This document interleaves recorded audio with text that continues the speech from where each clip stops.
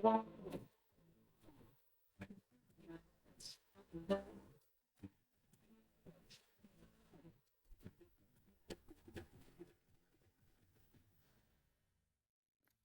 everybody, and welcome to the Jon Myer podcast. Now, we have an exciting episode today, and the first one that's ever happened in my studio after all this time and all these years.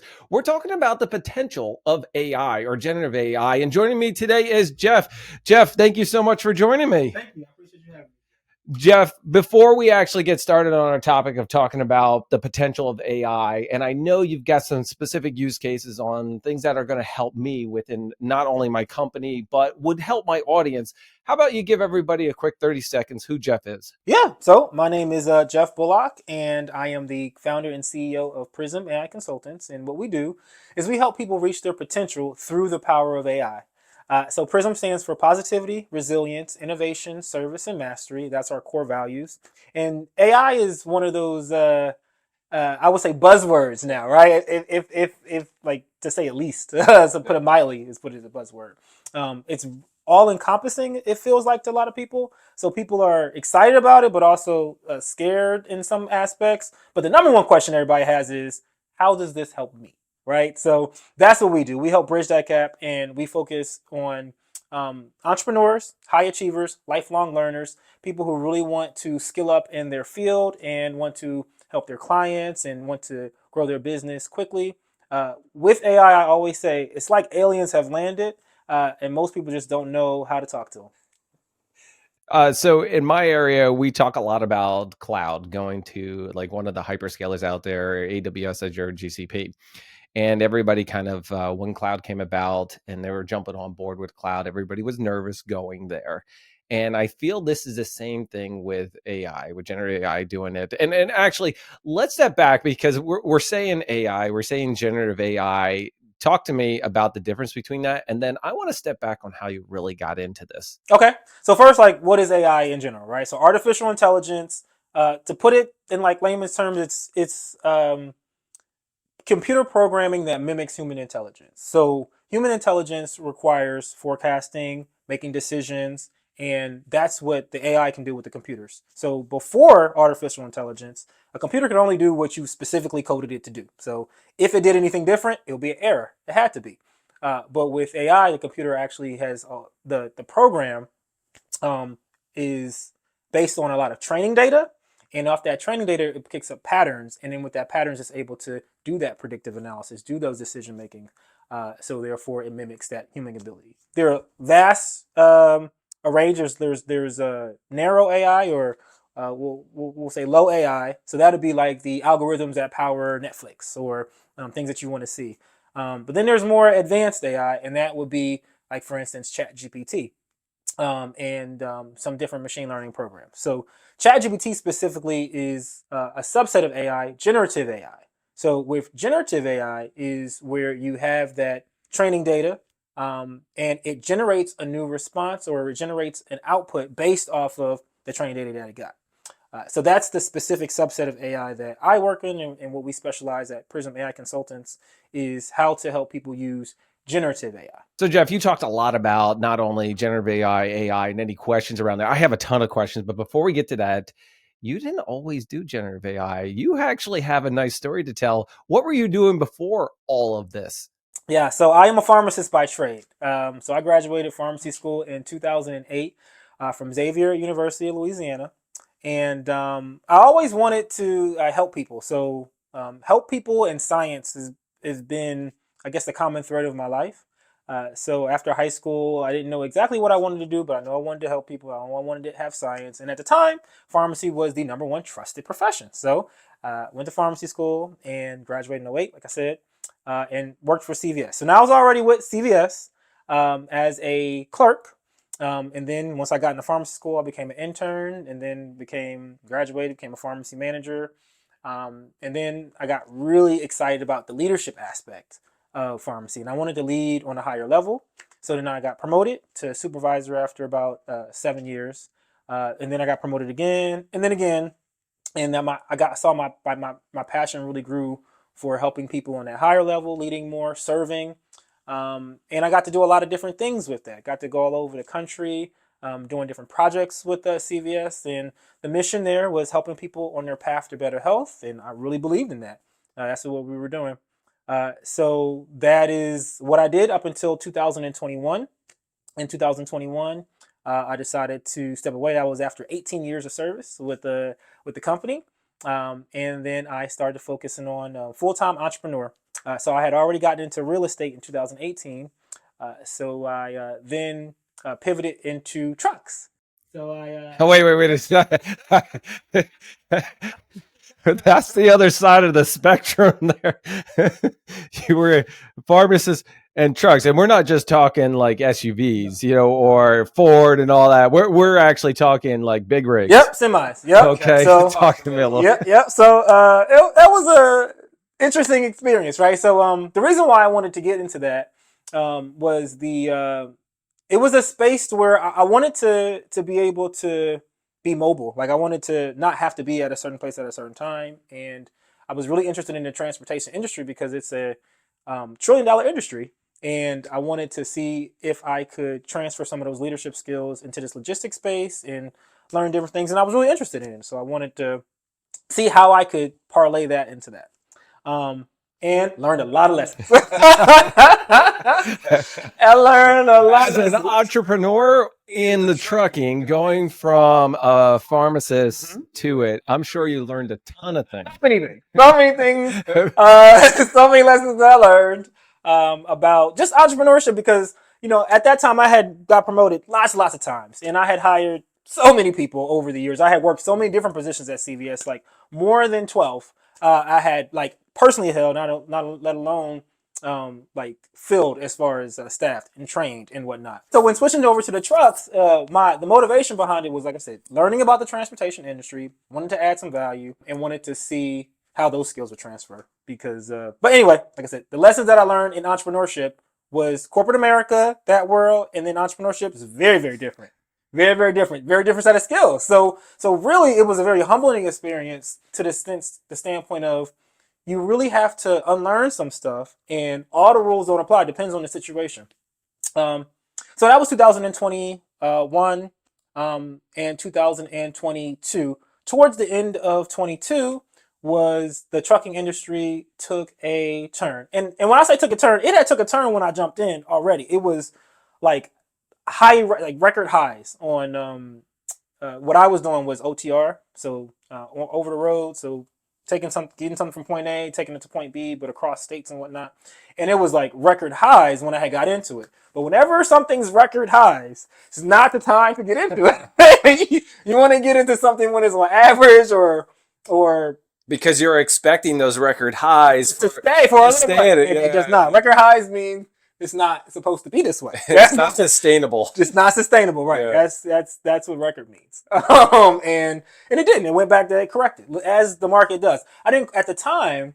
I did not have as strong of an understanding of macroeconomics as I do now, because during those 2 years after I had left CVS, I had way more time to learn stuff, right? Because when you're working full time for somebody or yourself, like your time is like, we only got 24 hours in a day, and how you carve that time out is really, really important. And one of the things that I did during that time was learning about how cycles work, learning about how economic cycles, assets, and whatnot. So I had bought the same economic cycle that allowed me to sell. I sold a lot of my real estate, which let me quit CVS. And it was funny because people were giving $20,000 over ask and 30. Yep. But that same economic cycle, all assets were high. So those trucks were way higher than they would have been had I waited until the cycle took. But I didn't know. I just know you got to pay to play. You got to get in there and touch it and learn. When you're saying they were higher, it was higher for the actual trucks. Yep, it was higher for me to purchase the trucks. It was high. The gas was crazy. It was, all expenses were out of this world. So while you're making more, you're also paying more for those expenses. Yes. And then that with the making more, I wasn't really making more because I'm just getting in, right? So no matter what, whenever you're just getting in, you're trying to fight, but you're paying the same expenses of everybody, but you're not necessarily getting the same rewards as everybody. But you got to learn. So so it took a while, and I learned, and I was like, okay. And then after that, it went down. So now it's like same expenses, but the it's nowhere near a record high. So it's like a negative. So it's so The figuring. jobs weren't near record Yes. highs. You weren't making as Yes. much, but Right. the expenses didn't actually taper Exactly. off. Expenses did not actually taper off. Yep. Some in some regards got worse with the expenses. Yep. Also, another since we're talking about the trucks, another lessons learned is I because I had hired so many people in so many different positions, I did not think that that would be an issue whatsoever to get drivers, and it was. I had went through quite a few drivers, um, just because of different cultures, different industries, Different different expectations. Some don't want to expectations. be out there, Yep. all day. Want to be Yep. short, or Yep. There just the was reliability of getting it. absolutely. Yeah. So with the hiring that I was doing before, it's a CVS, this is retail, it is you see these people every day or every Yep. other day, or as opposed to a truck where you don't ever see this person, right? You see them one time and When you hire them, and you you might not hire see them them and again then because he's right on the because they're road. all over the world, right? Yep. So I was working off of the basic expectation of we all need to make money. Nobody makes money if the truck doesn't deliver the load. Yep. The driver doesn't make money. I don't make money. Like nobody makes money. No. So driver, you need to make money. So I'm going to do everything on my end. So you're going to do everything on your end. And that assumption wasn't true. Like that just wasn't. There's a lot of other factors that keep the driver from doing that, and a big part of those factors is personal history from previous employers. And what I realized was that uh, a lot of drivers have been messed over so much. It is they're very guarded and Yep. always looking for like something else. So it's hard to keep somebody, especially when you're new. So you can maybe not be able to pay as much as a bigger company would, like the Yep. Schneiders or whoever. Just a lot of lessons, right? So that was that. So that's how that was going in 22. So now we're getting into where we come with the ChatGPT. So as I'm trying to figure it out, because you got to always look at expenses and how much you're bringing in, and if things don't are not looking right from a financial standpoint, in entrepreneurship, cash is oxygen, right? So, Yep. I am not a big proponent in taking on a lot of debt because you eventually have to pay that debt back. Now, there's good debt and there's reasons why to do it, but for me personally, it's better to like forecast to where you don't have to do that. And I wasn't seeing it. I wasn't seeing how like the numbers weren't adding up. In some circles, they say the math wasn't mathing. So, so we had to make a pivot. So then I started consulting because I have a wealth of knowledge. So I started consulting independent pharmacies on how to, get more revenue. Started consulting transportation, so other trucking companies because I know how to work. It Now was you're on both sides, yes, consulting pharmacies and yeah. trucking So I'm companies. consulting. I'm still consulting farmers. I'm consulting trucking companies, and I'm still trying to figure out our own company. But the issues that I was having was specific to drivers. So if the truck's not moving, no money's coming in. So right. So you're like, money has to come in. You got to figure out different ways to drive. So while that's happening, so November 22 is when ChatGPT comes out. Like, okay, now I'm consulting, so I'm online and I'm paying attention to stuff. And when it hits like a bomb. Yep. So anybody who's in the, I would say, online space sees it. Mm-hmm. There's no secret about it. Now, people who are in the corporate space, maybe not so much because it's different worlds, right? There's when you are in a job, especially when you're like for a Fortune 500 company, you're in a silo. Like you only use what they tell you use, and it's their products, and that's a certain way of doing it. But when you're out in the entrepreneurship world, you're using whatever's going to make you move. So And you're going to pivot really quick, quickly, right? right? In entrepreneur, Exactly. because you got to find out the quickest way to do something. And if you're spending too much time doing that, you're not making any money. Exactly. And you're not making any money, you can't stay in business. Exactly.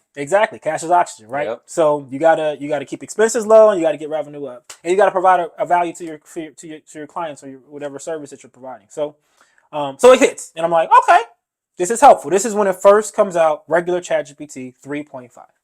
So it comes out immediately. I'm on it. I get it, and I'm like, this is good. It's like it helps with emails, helps with writing, amazing. Mm-hmm. Like I was like, wow, this is with the consulting.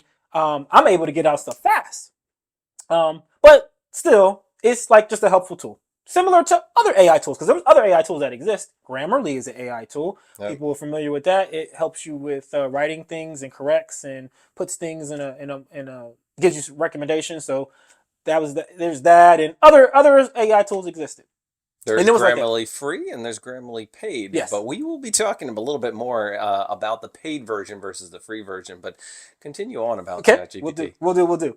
So that was it. Okay, so then comes, so I'm still consulting, trying to figure out what I'm going to do next.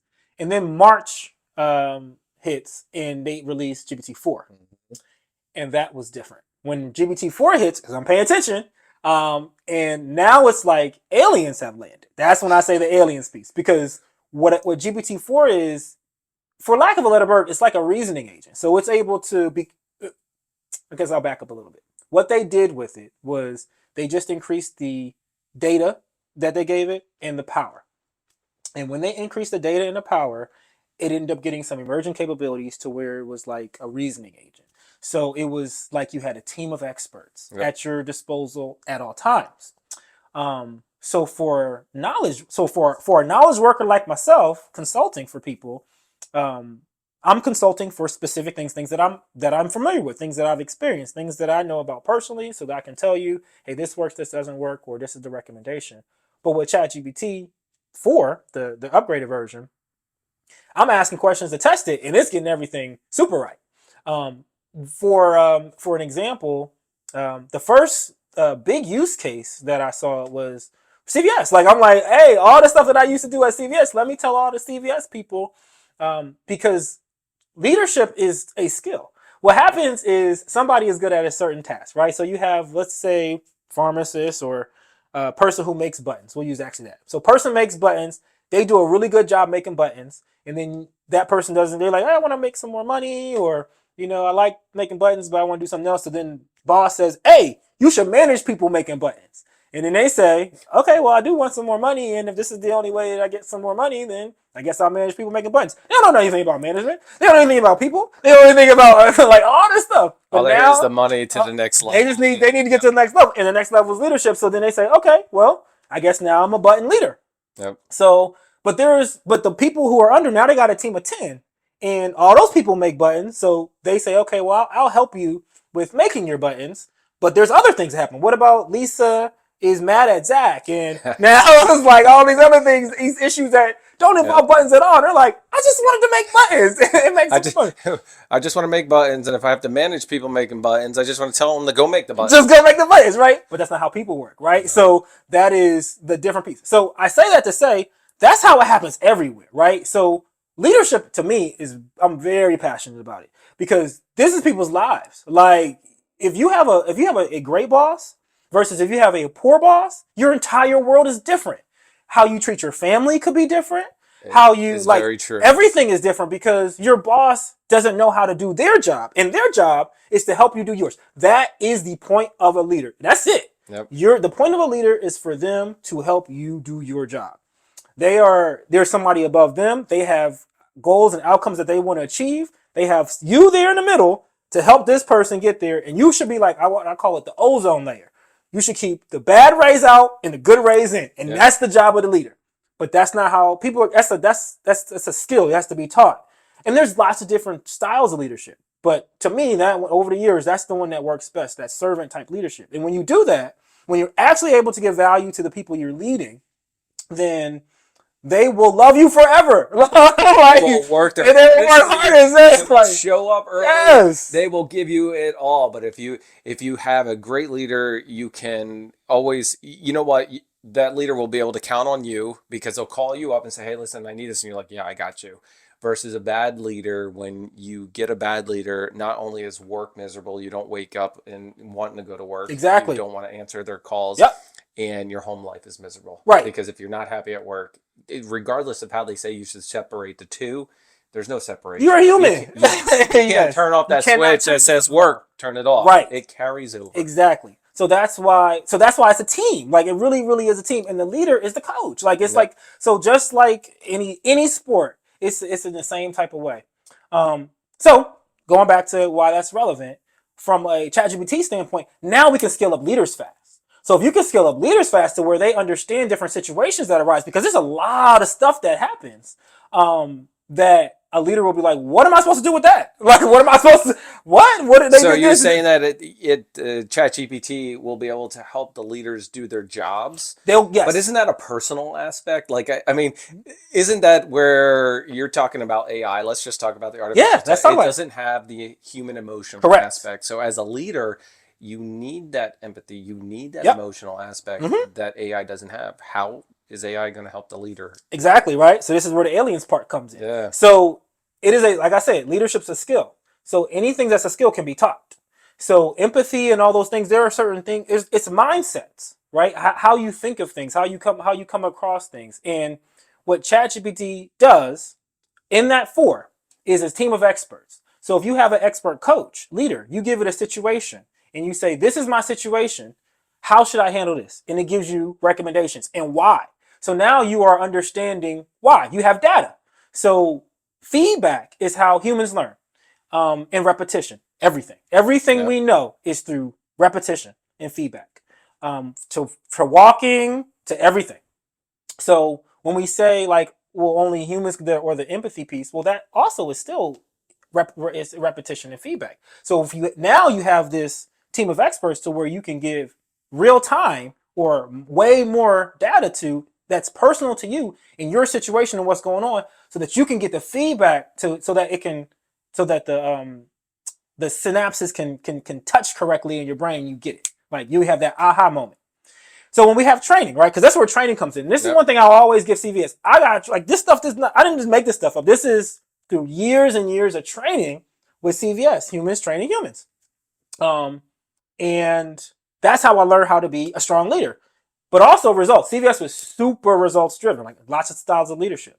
Um, keeping focus on those results also helps as well, because a lot of times people take cop outs, and it's not that. It's if you have a strong team, you will get the results. It will come.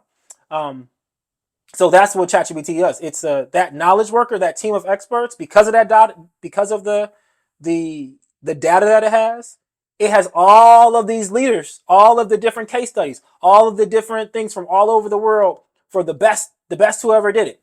So since it has that, that's the expert. But you just have to name it. You have to say you are expert in coaching. So now you'll have that expert when you tell it that. That's part of prompt engineering.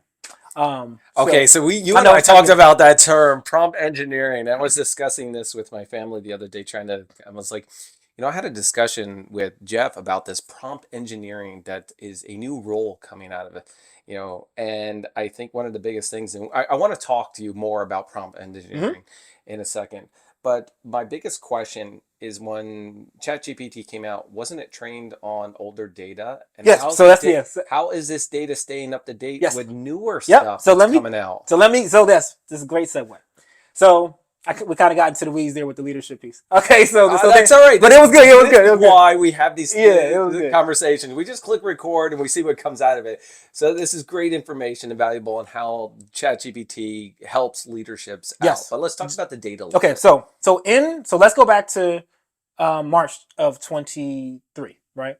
So March 23 is when I said that it got upgraded. At the time, though, there was the cutoff on what the training data, right? So I Yep. said it was trained on all this data, and I will say sidebar when they say, "Well, where's this data coming from?" It's like the internet, right? Yep. So, and another thing too that we'll come to is as far as like what are some of the dangers, what are some of the issues, what are some of the biases, like uh, they got this like this data was taken off the internet, but was it necessarily like from a privacy standpoint? A lot of people have questions about copyright and well, I didn't get paid. You use my data for your model, however, I didn't necessarily get paid for the data. So that's like a big thing from the Yeah, AI but world see, as that well. data's out there publicly. So It if is. I go to your website Yep. to find out more about Prism, right? Yep. And I say, you know what? This is exactly what Prism is. And I put that into my Q&A thing Mm-hmm. where I can ask somebody, hey, listen, what is Prism? And it answers me back. Mm-hmm.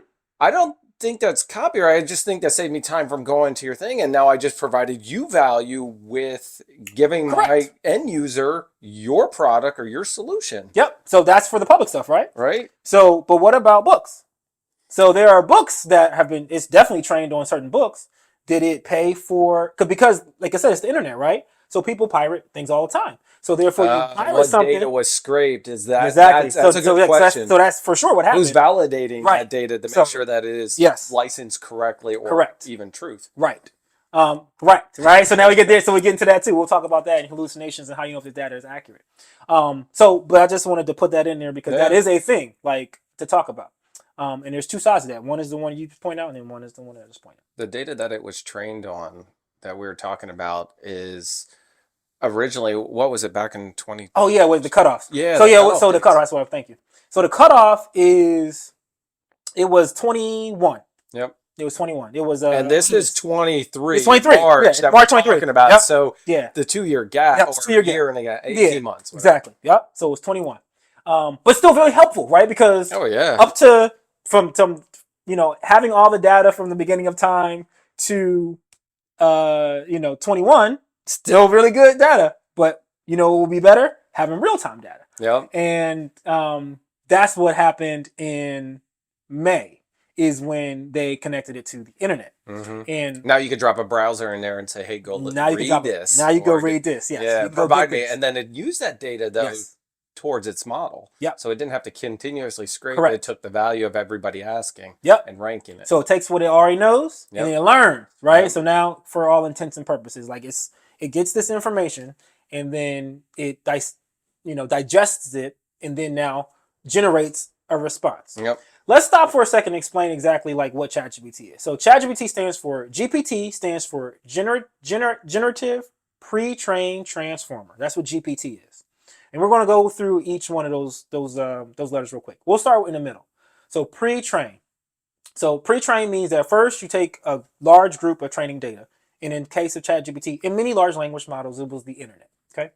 So they take all this information from the internet. Billions, so for 3.5, it was billions of parameters of data. For GPT-4, trillions of parameters of data. It's a lot of data. All right, so that's step one. Then the step two is they fine tune it. So fine tuning is they give us a set of instructions to say how it's going to kind of digest this information. If you didn't do that, which some models didn't, is when you got the crazy stuff it says, like, let me out this box, or I'm gonna kill all humans. That's how it was. That's what the stories were in the beginning. Like, people were testing it out. People were testing out to see. Yes, but that's almost like testing out like Siri and everything. Yes, exactly. Like, anything in the beginning had a human or humor to it. Yes, in some cases, but in some cases, Yes. some of the models just didn't have. They weren't that fine tune. Wasn't right. But this is in the beginning, so you're testing it. But it wasn't. It's not sentient. For all of the people who are really in the space and been doing this for years.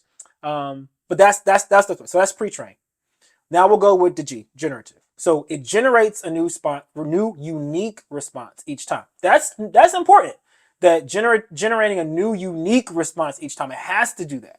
So if it's generating a new unique response each time, copyright. So we're going back to copyright right here, because if I take something and put it in ChatGPT and have it generate, well, now it's something different. Our current copyright laws, it has to be the same.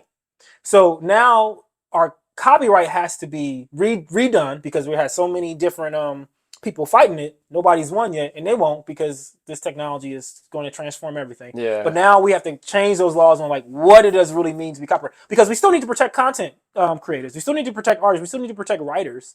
But it just looks different now, right? Every time technology changes, we have to protect, and we have to adapt. We have to adapt. This is no different in that regard, right? So that's the G, generate. So how it works, it generates a new response each time. T, transformer. So think Optimus Prime, right? I was literally. Well, you were right there with me. think Optimus Prime. And so that's the transformer technology, and that's essentially what I'll say that what makes it the AI part. And in 2017, which is fairly recent, right? So this is new science. Google actually broke the white paper, very, very popular white paper, Attention is All You Need, is what it was called, 2017. And that was the transformer technology that broke, which essentially what it does is it takes these tokens, and token is, could be a character, could be part of a word, it's like a group. So it takes these tokens and pays attention there to which one is most likely to be next, to be predicted. And that is what it does. So ChatGPT just predicts what the next token or word is going to be, and it does it at such a high effect that it's AI.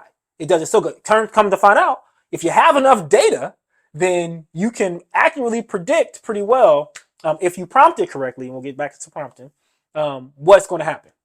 So that's what GPT stands for, generative, pre-trained, transformer, and all that is a super fancy word predictor. Similar to the word predictor, when you type in your text and it says, or Google says that, but it's, more advanced, and that's how you get it. That's how you can get all the paragraphs, and then from there it's expanded so much more, right? So that's what GPT is. So now we're in May, and now it gets on the internet. So at this point, because from March to May, I'm telling everybody about this because Yep. aliens have landed. Y'all, look how much we can do. So we talked before about leadership because that's what I wanted. Leadership and HR are the things that I feel like get kind of pushed to the wayside that have the biggest impact on an actual organization, in my opinion. But it's one of those like training dollars that you don't see for a while. It's really about investing in people, and when you invest in people in the right way, you really do get like dividends back. Like you'll get like Yeah. way more dividends back.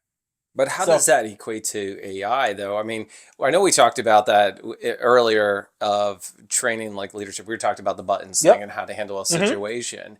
And what you're really talking about is leadership and HR Mm-hmm. and utilizing ChatGPT in order to do a better job, in order to Well, understand, so or so it could do a lot of different experts. The reason I'm just right now I'm just telling like my story, like how I kind yeah, of progressed with it, because I felt like I saw what those things could do to organizations. So as I'm talking to, remember I'm consulting for transportation, I'm consulting for yeah, pharmacy. Those are the pieces that typically, if you're a smaller business, or if you're a smaller business, then you don't necessarily invest into those ones up front, that's to get because there. the entrepreneur's wearing all those hats. They're wearing those houses, or they might have some other people Yeah. who tell them that they can do things, and then Yeah, so yeah, it's like so an it's so much. outsource or another company Exactly, doing outsourcing. this. So they don't have to train that Yep. company because they need to worry and focus on the Yes. actual business. They need to, yes, exactly. But there's pieces that could be missed with it, right? So Yep. so so what? So your questions right there was like, well, how does it do Yeah. it? You have the data, so you have case studies, so you have these things in asking. So let me give you an example from an HR standpoint. So let's say you have a small business. So you don't have not a solopreneur. Now you have a small business and you have 5 employees. Okay, so you've grown. What's your policy on this, this, this? Well, paperwork takes forever. Usually, like paperwork, you're either good at it or it's not. It's not. Usually, people are not in the middle with it. And if you're good at paperwork, you're usually not good so much with speaking with people, right? It's like it's usually different personalities. So if you have somebody who's Yep. charismatic and they like talking to people, they don't want to sit in front of a computer typing usually. And if you have somebody who's liking using the computer and whatnot, usually it's hard time to get them to actually give out their shell, right? But the person who's reading the paperwork doesn't like the verbiage of the paperwork or how it's presented. I'm like, I don't understand what they're trying to mean here. Right, right. So with ChatGPT and those team of experts, now you can get it like that. Like, oh, I need a policy on this, this, this, this, this, and you can just say the things that you need and you want it to be. And there's like different languages, right? There's HR language, there's corporate speak. There's all these different things that it takes time to understand it. It takes time to get, especially policy. But ChatGPT, because it has all this data, because it has all of this experience, essentially, this digital experience, it shoots it out for you, and you're like, wow. All right. It doesn't shoot it out. You know what? After I don't after want the to give prompting, you. right after the prompting, after the Actually, that's prompting. exactly So where that's I where want we're to going. So get now to. we're here now. Now we're here now with the prompting. You and I are in Now the we're here with the prompting, right? same So now we wavelength. want to talk about hallucinations, right? We'll start with hallucinations. Hallucination is when it gets it wrong. Okay, so it is a. So we're still in May though. We'll continue the story as we go. We're still in May though. But so hallucinations with generative AI is when, specifically with text, because generative AI is a lot of different sections, and we'll go through some of the other sections in a little bit. But with the text piece, whenever a large language model, which is the category of what ChatGPT is, and ChatGPT is not the only one. I want to say that too. ChatGPT is with OpenAI. That's the company who makes it. Yep. Microsoft is partnered with them. They've invested $13 billion into the company, so they're married. But everybody has one. Uh, Facebook has Llama 3 Yep. now, Yep. or Meta. Meta. Yeah, I just saw that. I Yeah, was researching it yep. yesterday. I was like, oh, this is the next. Yeah, and it's going to be good. It's open source. It's the best open source model. Then we have Google has Gemini.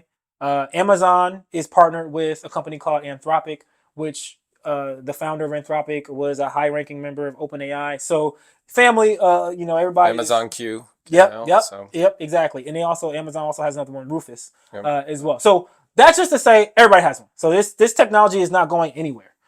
Large language models are the new electricity. Speaking of, like, that is how our computers will run and things will function going forward. They put AI in everything. That's why you see it everywhere now. Okay, so that's just a sidebar on, large language models, and that's the category that we're talking about when we talk about ChatGPT. We're just going to stick on that one just to stay, Yep. consistent. Well, But I mean, everybody's heard that term, yeah, everybody heard that we're one. going to use, it's almost like if you say Kleenex, everybody Yes, means tissue, tissues, exactly. right? Yeah, So brand we're going to say recognition. ChatGPT Yes, means, yes, that's a large generative language AI. model. Yeah. Yep. So I just so people could know, Yep. what that is. All right. So now prompting. Now we're talking about prompting and prompting. So what is prompting? Prompting is when you put your input into a model, a large language model, ChatGPT, to get a response back. So in other words, communicating with the interface. So GPT-4, that is the GPT, that is the interface for the technology. ChatGPT is the program that is the what we use to use the GPT-4, right? It's the user interface. Interface, the UI. It's the UI. It's the Yep. user interface. It's ChatGPT. Um, and then prompting is how you use that user interface. You're typing or speaking to the model, and then it gives you a response. So when doing that, when prompting it, there are certain things that you can do that will greatly reduce your chance of getting a response that you don't want. And a response that you want would be like a hallucination, something that's not true. A famous case of hallucination is a law case where people use ChatGPT. I forget which one is, but people always talk about it when I bring up the hallucination. Is they were in the courtroom and they used ChatGPT and they had all these case studies and none of them were real. I'll have to look at that. Oh yeah, but it made it look real, and that is something that you definitely want to be careful of. ChatGPT is really good at making something sound correct. That is part of its design. Part of that fine tuning is it's supposed to be a helper for you. So it's going to sound like it knows what it's talking about. So there is a one, you have to read everything, just like if you were to Google something, and take it from your own research. You would still read it first. You would not just say, okay, this information, here you go. Yeah. You have to read it. But over the time, there's ways to prompt it to where you're less likely to get. So I'm gonna give you like 5 tips on how to prompt right now, and then we'll kind of go down the line. Yeah. Let's hear about these, because I think this is going to help Yeah, it's not gonna help only for sure. myself, but the audience, and how they can utilize the prompt specifically Yep. to get the right answer, Yep. rather than keep asking a ton of Yep. times. Be like, oh no, that's not it. No, do this more, do Right. that more. So let's Exactly. talk about your 5 Yeah. things. So this is best to, in my experience with training hundreds of people now with a company, on how to use it to where now you can use it without a coach. Okay. So coaches just make you move faster. So the first thing is, well, I'll say 3 core lessons, and then I'll give the 5 steps. So the first core lesson is how to think about ChatGPT. So I always coach, think about ChatGPT, not like a computer. Think of it like a team of experts, and each one of the experts has an IQ of 150. They say that Einstein had an IQ of 160, so not quite Einstein, but close, like real smart people. Just best thing. I know they're not people, right? But it's just best for Like this. you have them in your room sitting with you. You have your HR, your finance, a bookkeeper, however you want to do. However you want to do, whatever you need, whatever social media expert, exactly. marketing, CEO. Yep. So because each one of these core lessons have been adapted over time to make people think, to help them with it. And with this first one, all of them are simple, but they're deep. So with the first one, because like I said earlier, the first thing people want to know is, how is this going to help me? That's the first. How does AI help me? Why am I going to waste my time doing it? How's it going to help me? Yeah. Like, because right now you have a way of doing everything that you did. You have a way of doing it before ChatGPT came out. Yep. So why would I? I don't want to learn nothing. I don't have time to learn something else new. That is what everybody would say. But what I say is, if you had a team of experts who followed you around all the time, what would you ask them? And then you're like, oh well, everything. Yes, you would, right? So that's the first lesson. Second, doesn't mean you would take all the advice. We're just clear with that. Let's stop there.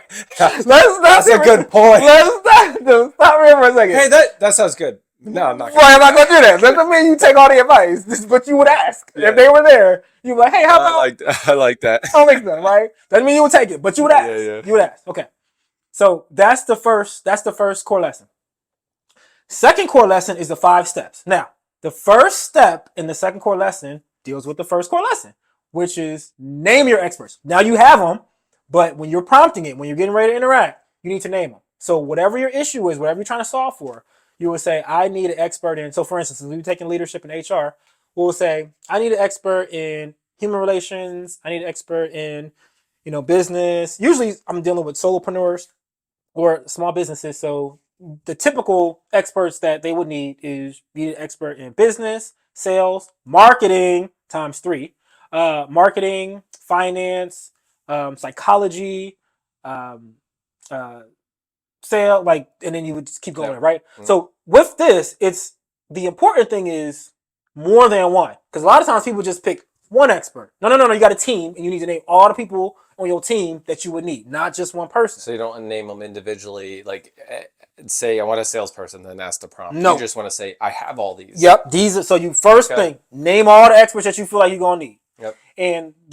I would say the science behind that is, remember, trillions of, because we're only talking about four, by the way. Yep. So before we were talking about like the aliens and then GPT-4 in March, not free version. Only coach on the paid version because of it's 10 times stronger than the free version. Yep. It's $20 a month for those who are wondering. So it's $20 a month, but I feel like it's highly worth it. Okay. So that's the first thing is team of experts. Second rule is, for a second step, is introduce yourself. So it's good to kind of like, if you wanted to pretend, if you walk into a building and the building is completely empty and you point to a chair, and every time you point to a chair, you tell your experts and your experts approve. Come up here. So now if all your experts are around in a semicircle looking at you, what will be the next step logically? Well, you introduce yourself, otherwise you'll be rude. So you would say, I am, and then you introduce yourself. Now, the introduction of yourself is not necessarily your name. You don't necessarily, I am Jon Myer.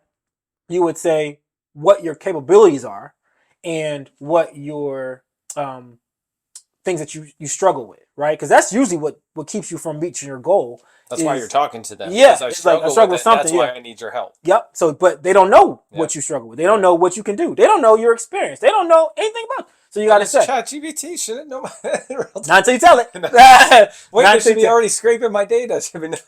They don't do that. I get confused with the singer anyway, so it'll be like, "Oh, you're a singer." No, I'm not. But Oh, so yeah, so you would tell all the things that you would need. Once again, that's relevant to what you're trying to solve for. Because whenever we come to ChatGPT or any large language model, we're trying to solve for something, right? Yep. It's usually not for entertainment purposes, but even when it's for entertainment purposes, we're still trying to do something, right? So then now it knows about you, and some quick tips for that. You can just pull up because GPT-4 is on the internet, it has browsing capabilities, right? So you can actually give it a website, and you don't have to actually say all the things. You can just say, hey, this is my website, get all the content from there. That's me. Yep. So now you don't have to type everything. So that's like a trick as well. Okay, so now step one, experts. Step two, yourself. So now step three, what are we here for? What's the issue? What are we trying to solve for?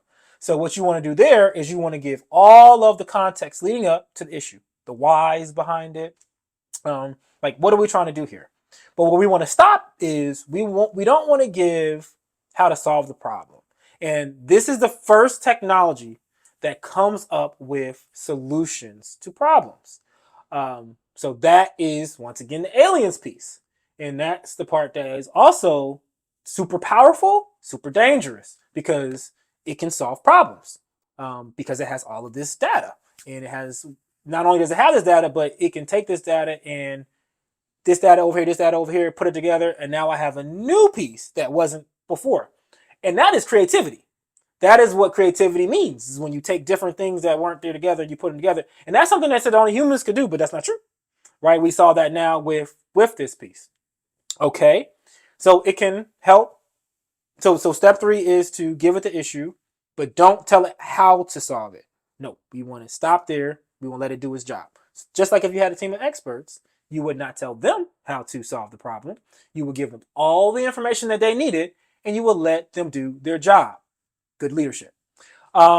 Well, let me stop you there, and here's a question for you. To not tell it how to solve the problem. Give me an example, and I'm going to give you a real. Well, yeah, we are going to do a real world one. But go ahead. This is going to be a real world example for it. I'm not sure if we're going to have time to screen share. Okay, I see. I got you. So I want you to talk me through the steps. A lot of times we'll use it to create a YouTube title and description and timeline from our transcript from our recordings, Uh-huh. and then we'll just review it. Does it look good? Does it flow? Whatever, and we'll put it in there. How we typically start out is, and I don't name my team experts, by the way, so that's probably something that we need to do. I'll say, utilizing this transcript, provide me a compelling YouTube title. Sometimes thought provoking. We'll use Mm-hmm. like kind of generate something and a description from, and I will name out like the Jon Myer podcast because I Mm-hmm. wanted to get my name right. I wanted to know it's a podcast because in the transcript they could screw it up. And I Yep. usually list out my guest name so that they get it correctly. But in the transcript is my guests usually introduce themselves, so they pull that information. And that's pretty much all I give it. And I say go, and it does a really good Yeah. job. But Yeah. what am I telling it to solve the problem, or I didn't tell it to solve the Yeah. problem? So in this, because we have two more steps, so we'll come back to those other two steps. So with prompt engineering and with generative AI in general, you will get a variety of responses. So what you're doing isn't necessarily wrong. What I am coaching is for you to be able to get the most out of it with the prompt with the least amount of um, trial and tribulation, right? So you may be able to get what you need from that. You might not have to do all these steps each time, but if you do it, then if you do these things, then you're likely to get the highest level of what you're trying to That's get. exactly what I'm looking Yeah, for. so that's what I'm saying. But it's good to test out and see. Like, this is what I did without it, and this is what I did with Yep, it. How exactly. different was it? And you'll Yeah, see the difference. You're like, okay, well, it wasn't that different, or wow, that was wildly different, right? yep. So you'll see in that. Um, Also, what I will say, it depends on how in depth the issue is. So, what you are trying to do with that transcript piece, it's not very complicated, like that Yep, particular piece, right? yep. However, if you said, I need to get the Jon Myer company to 8 figures in 3 years, and I need an advanced strategy, you can't do that prompt that you did, right? You would No. have to do this prompt. You see, so it just Yeah. depends on how much of an expert you need first for that level of Gotcha. prompt. So you can always, with a lot of things, you can always overkill, right? So I'm giving overkill. Like I'm giving you, like if you do, Yep. that's because we only have so much time. So if you do it this way, then you'll kind of cover your bases. For that transcript situation, a smaller prompt, you can still probably get what you needed from it. Yep. That's why it's this generative AI world is really specific to the individual. And the more you practice, the more you get, the better you get at it. So these are tips, and then when you try it, then you'll have tools for your tool belt so that you'll for your arsenal so that you'll be able to get it. So hopefully that makes sense. Yeah, Like yeah, for that, definitely. like All right, think so about let's that. talk about step So four. step four, yeah. Five. So step four is the goal. So like, what is the end goal? What does great look like? What are we trying to get here? So you want to be real clear on that. And in this, what I've found over the time that I've been in business is a lot of time people aren't really sure what that is.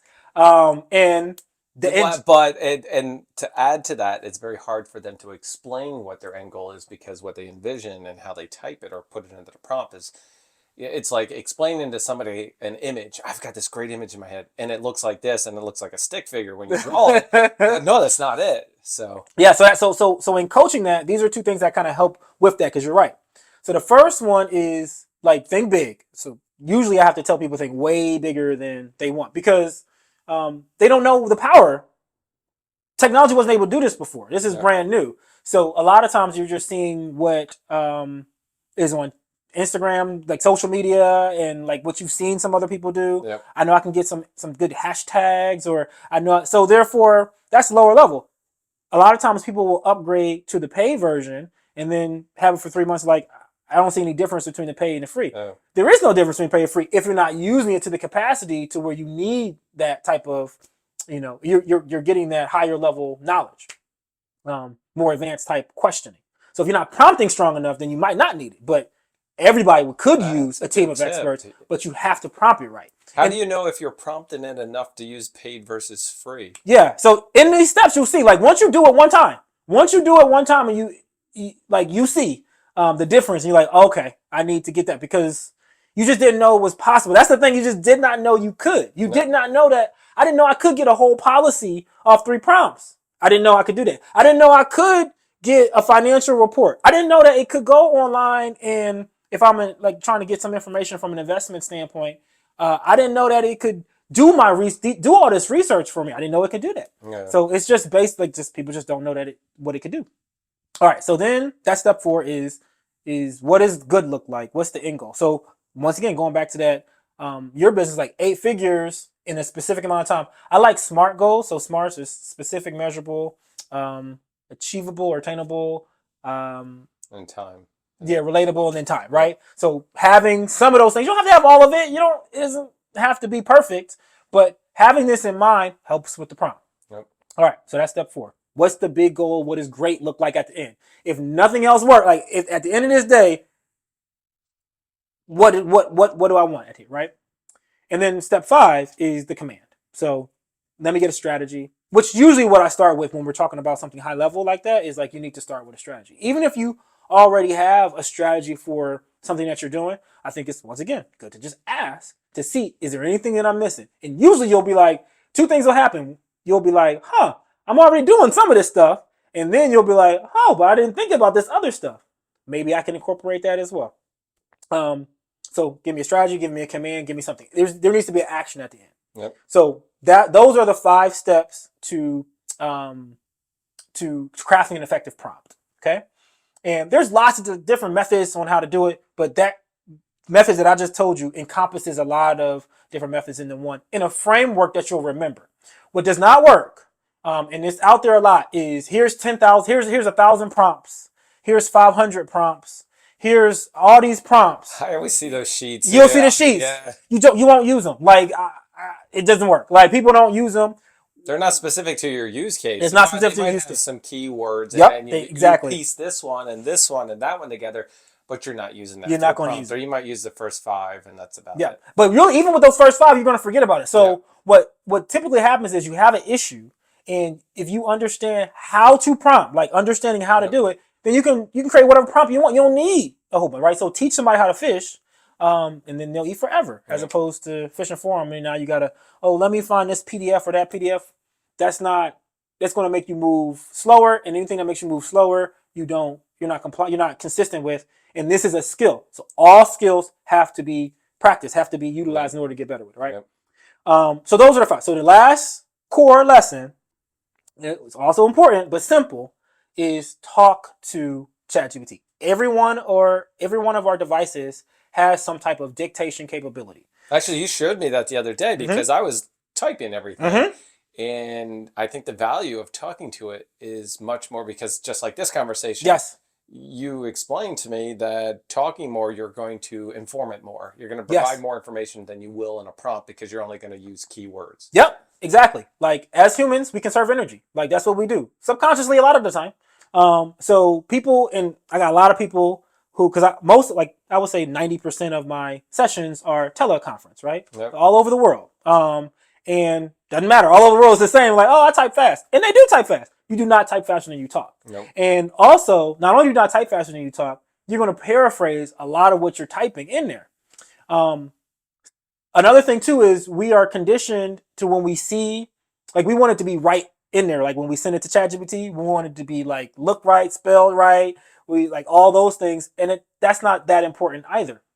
But what is important, vastly important, is the context and the data, like what you are giving it. Yep. So when you talk to it, when we think, when we speak, we don't have everything framed out. Like I don't know what I'm going to say a minute from now necessarily. Yep. Right? As we come out, as we're thinking about it, the words kind of form. So when you're using ChatGPT or one of these things, you may go down a certain path and then it might not be right. And you're like, oh, that's okay. Let me change direction. You can do that. You don't have to go back there and backspace, delete. Your dictation device may not catch every word right, but it gets the context of it, right? So that's important to say because people think they'll talk to it, but then they think they got to go edit it. And that editing takes so long time. They're like, write an email. Yeah, it's like, I was like, but it's not like that. Just talk to it. So I tell people, just try it. Just try to talk to it. It might look crazy. Don't read it. Like talk to it and then hit send. Don't reread it. Just talk to it normal. Make sure it's actually going while you're talking, and then hit send, and then see if what the response is. 9 times out of 10, you will not have to change anything, and it'll give you everything you need, and you'll be blown away, and then you'll keep going No. like you were going with a conversation, like you were talking to a team of experts, right? Nice. So those are the 3 core lessons that if you use, guarantee you will definitely be able to use the paid model, and it will change your life. You do not go back after that. I've not seen one person ever, and I give a lot of group meetings too. Nobody goes back after you know how to use it the correct way, right? Okay. So, are we good to go? Now we're in May. Are we good to go to June? Yeah. We're gonna have to wrap things up here in a few moments because listen, everybody. I thought this was only going to be 45 minutes, but here in person. No, first of all, don't ever apologize. The cool part about doing in-person ones, when you're on and doing remote, you're kind of like you don't have that feeling, that personal connection of somebody in the room, and you can't just interrupt and jump into the conversation. When you're in person, it just continues and going on because it's a lot of valued information.